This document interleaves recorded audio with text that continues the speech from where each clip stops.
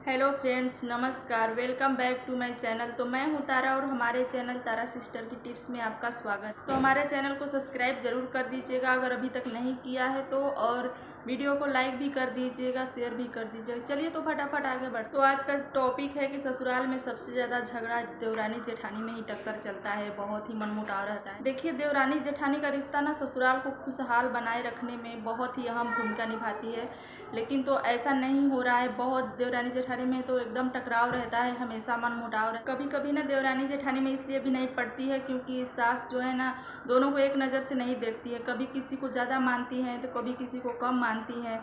इसी को देखकर एक दूसरे को तकलीफ होता है। जैसे कभी कभी किसी को ज़्यादा महंगा गिफ्ट दे देती हैं या महंगा सामान या कोई भी गहना हो, ज्वेलरी हो कोई भी, और किसी को बहुत ही कम देती हैं, कुछ भी नहीं देती हैं। तो इससे ना जो जलन पैदा हो जाता है, मतलब एक दूसरे में, तो एक दूसरे से नफरत करने लगती। कभी कभी तो सास ननद भी देवरानी जेठानी में अनबन का कारण बन जाती हैं, क्योंकि इधर का बातें उधर, उधर का बातें इधर करने लगती हैं। मतलब एक दूसरे को लड़ाने की काम करने लगती हैं। जैसे उनका कुछ सुनी तो यहाँ पे आके कह दी, और इनका कुछ सुनी तो यहाँ पे आके कह दी। तो ऐसे में ना दोनों में बस दुश्मनी ही दुश्मनी होने लगता है, बहुत ही टकराव, मतलब अनबन एकदम रहता है बिल्कुल। कभी कभी ना शादी तय होती है तो लड़कियां तो इस नाम से डरने लगती हैं कि, मतलब जेठानी के नाम से डरने लगती हैं कि ससुराल में जेठानी है तो कैसी होंगी, कैसे नहीं, मेरे साथ कैसा बिहेव करेंगी। मतलब सास से भी ज़्यादा ना जेठानी से डरने लगती है, क्योंकि ये सोचती हैं कि अगर मान लीजिए हम उम्र होंगी जेठानी, या 4-5 साल बड़ी होंगी, 2 साल बड़ी होंगी तो चल जाएगा, लेकिन ज़्यादा बड़ी होंगी तो पता नहीं किस ख्याल की होंगी, हमारे जनरेशन की नहीं होंगी। तो इस बात से बहुत ही डरने लगती है। ये सोचती हैं कि अगर हमारे उम्र की होंगी या थोड़ा सी ही बड़ी होंगी तो हम दोनों सहेली बनकर हम देवरानी जेठानी रहेंगे, और ससुराल के जितने भी नियम कानून है, रीति रिवाज है, वो हम जेठानी से ही पूछ लेंगे, अपनी बहन बनाकर या सहेली बनाकर। कुछ भी सास से कुछ नहीं पूछना पड़ेगा, मतलब सब कुछ उनको, जेठानी को एक्सपीरियंस रहेगा तो ससुराल में कैसे रहा जाता है, क्या किया जाता है, तो सब उन्हीं से पूछ लेंगे। यही सोचने लगती है, मतलब अगर जेठानी ससुराल में मिले तो। कुछ जेठानी बस ऐसी होती हैं कि मतलब देवरानी के नाम से ही जलन होने लगता है कि वो आएगी तो उसको ज़्यादा मान सम्मान मिलेगा या मेरा ओहदा कम हो जाएगा, ये सोचने लगती हैं। लेकिन बहुत से जेठानी तो बहुत ही अच्छी होती हैं, जिनको खुशी मिलती है कि हमारी एक सहेली आ रही है, हमारी बहन आ रही है। तो बहुत सी अच्छी जेठानी होती है जो आने के बाद ना बहुत अच्छा रीति रिवाज, ससुराल का सारे नियम बताती हैं, एकदम बहन की तरह, अच्छे से सहेली की तरह बात करती हैं, अच्छे से सब कुछ सिखाती हैं। बहुत सी ऐसी जेठानी होती हैं कि मतलब देवरानी को आने के बाद ना एकदम आराम से बिल्कुल बैठ जाती हैं, कुछ भी नहीं करती, और उसके ऊपर सब छोड़ देती हैं, ना कुछ बताती है, ना कुछ करती है, ना कुछ सिखाती है उसको। बस यही कहती है कि इसको कुछ नहीं आता है, सबसे कहने लगती है कि इसको कुछ नहीं आता है, हमसे अच्छी ये नहीं हो सकती, हर काम में हमसे अच्छी नहीं हो सकती। मतलब अपना जो है ना, अपना तारीफ खुद करवाने लगती हैं सबसे। ये नहीं सोचती हैं कि ये नई नई आई है, इसको कुछ नहीं आता है तो इसको पहले बताएं हम। पहले वो अपना जो ओहदा है ना वो बढ़ाने की कोशिश करने लगती है। तो अपना पद ऊंचा रखने के लिए जेठानी को ऐसा बिल्कुल भी नहीं करना चाहिए। जो नई आई होती है उसको नीचा नहीं दिखाना चाहिए, सबके नज़रों में गिराने की कोशिश नहीं करनी चाहिए कि इसका काम बिगाड़ेंगे तो सभी घर वाले, ससुराल वाले इसको बुरा कहेंगे कि इसको कुछ नहीं आता है। ऐसा नहीं करना चाहिए। मिलजुल कर बहनों जैसा रहना चाहिए। जो नहीं आता है उसको देवरानी को आपको बताना चाहिए। आपका फ़र्ज़ है बताने के लिए, क्योंकि आप बड़ी बहन हैं, सबसे पहले आप घर में आई हैं, सब जानती हैं, रीति रिवाज सब जानती हैं, यहाँ के क्या कैसे मतलब होता है सब कुछ जानती हैं। तो देवरानी जेठानी को अक्सर मिलजुल कर ही रहना चाहिए, क्योंकि दोनों किसी न किसी दूसरे घर से ही आई होती हैं। मतलब वो भी किसी और के घर से और वो भी किसी और के घर से ही आई होती हैं, और ये घर एकदम बिल्कुल नया होता है दोनों के लिए। तो मान लीजिए जेठानी बहुत पहले आ गई, 2-4 साल पहले या 10 साल पहले, तो इस घर के सारे नियम कानून जान रही है। तो बाद में देवरानी आ रही है तो उसको सिखाना आपका फ़र्ज़ है कि आप कैसे की थी, आपका क्या एक्सपीरियंस है कि आने के बाद कैसे की थी, तो सब कुछ सिखाना चाहिए। और इस घर पे दोनों का बराबर हक होता है, हर काम में बराबर हक होता है, चाहे आप पहले आओ चाहे बाद में आए। आप बड़ी हैं तो आप पहले आ गई और ये छोटी है तो बाद में आ गई। तो ऐसा नहीं है कि इसके आने के बाद आप एकदम बिल्कुल कुछ भी ना करो, इसके ऊपर ही सब कुछ थोप दो। और देवरानी जेठानी में नाप पटने की एक और भी कारण होता है। अगर मान लीजिए जेठानी कम पढ़ी लिखी हैं और देवरानी ज़्यादा पढ़ी लिखी आ गई, तो भी जेठानी को ना थोड़ा सा दिक्कत होने लगता है कि ये ज़्यादा पढ़ी लिखी है, हो सकता है ज़्यादा समझदार होगी तो सबकी फेवरेट ना बन जाए, फेवरेट बहू ना बन जाए।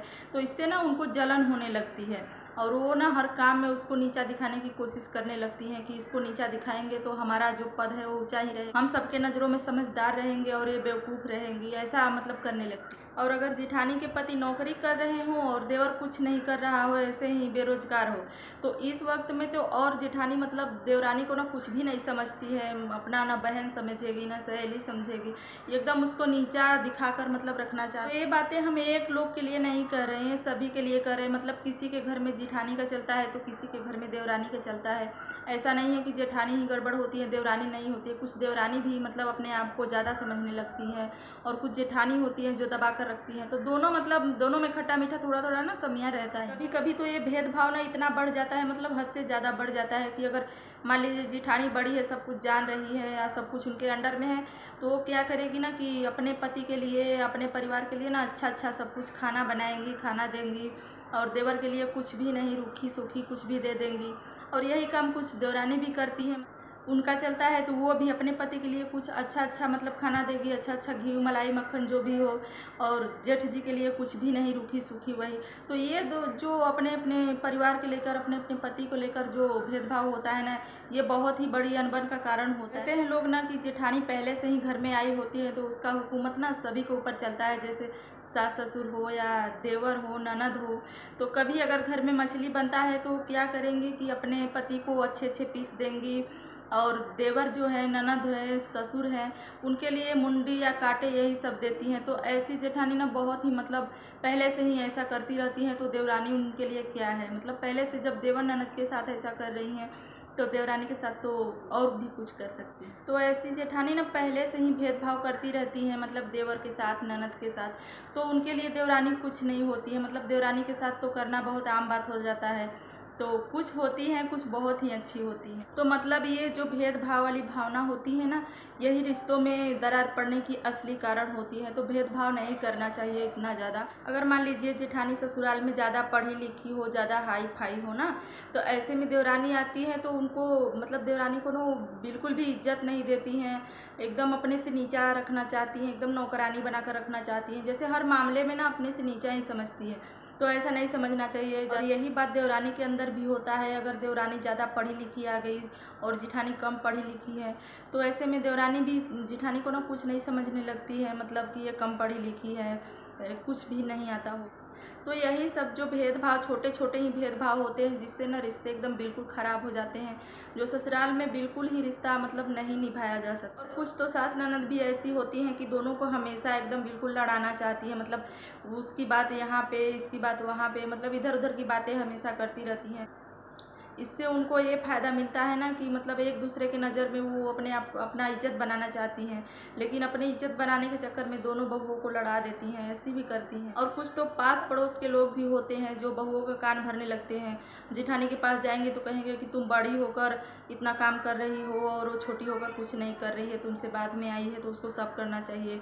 और यही बात वो देवरानी के पास भी जाकर कहती हैं कि तुम आई तो ये बड़ी कुछ नहीं कर रही है, इसके पहले करती थी, अब तो तुम ही से सब करवा रही है, कुछ भी नहीं कर रही है। ऐसा मतलब कहकर ना कान भरने लगते हैं। कान भरने से क्या होता है कि लोग, अच्छे अच्छे लोग का दिमाग ना जो घूम जाता है। तो देवरानी जेठानी में छोटी छोटी बातों पर लड़ाई होने लगती है, मनमुटाव होने लगता है। और इसी में ना जो पुरुष होते हैं, इतने दिनों का अच्छे भाई होते हैं ना, वो लोग भी अपना अपना पक्ष लेकर मतलब एक दूसरे से इतनी दुश्मनी ले लेते हैं कि कोई कोई तो ऐसा होता है कि उनकी बीवी कुछ गलत भी कहेगी, मतलब खिलाफ कान भरेगी ना, तो भी सुनकर वो अपने भाई से कुछ नहीं अच्छे से पूछते हैं ना कुछ करते हैं, बस ऐसे ही भाई को दुश्मन मान लेते हैं। यही छोटी मोटी औरतों की गलती से या किसी भी बात से ना जो इतने दिनों को भाई होते हैं वो अपना रिश्ता भूल कर मतलब भाई भाई के दुश्मन हो जाते हैं, एकदम बिल्कुल भी रिश्ता बिखर जाता है। अब तो ज्वाइंट फैमिली भी है ना, बहुत कम देखने को मिलती है। पहले तो सभी पूरे परिवार, पूरे सदस्य मिलकर मतलब एक परिवार में रहते थे, ज्वाइंट फैमिली में रहते थे। कोई भी दुख सुख होता था एक परिवार मिलकर एकदम साथ देते थे। लेकिन अब ऐसा नहीं है, अब एकदम तुरंत छोटी छोटी बातों पर एकदम अलग हो जा रहे हैं, अलग जगहों पर रहने जा रहे हैं, मतलब एक दूसरे से कोई मतलब नहीं है। एकदम दुश्मनी वाली जो होता है ना, बिल्कुल एक दूसरे में विश्वास ही नहीं रह गया है। तीसरे व्यक्ति का सुनकर अब आपस में लड़ जाते हैं, अपने भाई से लड़ जाते हैं, मतलब तीसरे व्यक्ति का सुनकर ना आपस में दुश्मनी, कभी सच्चाई जानने का कोशिश भी नहीं करते हैं जो दूर होते हैं या पास होते हैं। तो पहले क्या होता था कि एकदम मतलब कितना भी मनमुटाव होता था, लेकिन कोई दुख हो मुसीबत हो तो एक दूसरे का साथ देते थे, ज्वाइंट फैमिली में रहते थे, सारे सदस्य मिलकर हर मुसीबत का सामना करते थे। लेकिन अब ऐसा नहीं, अब किसी को अगर मुसीबत भी पड़े ना तो साथ भी नहीं देते हैं, मतलब देखने तक भी नहीं आएंगे।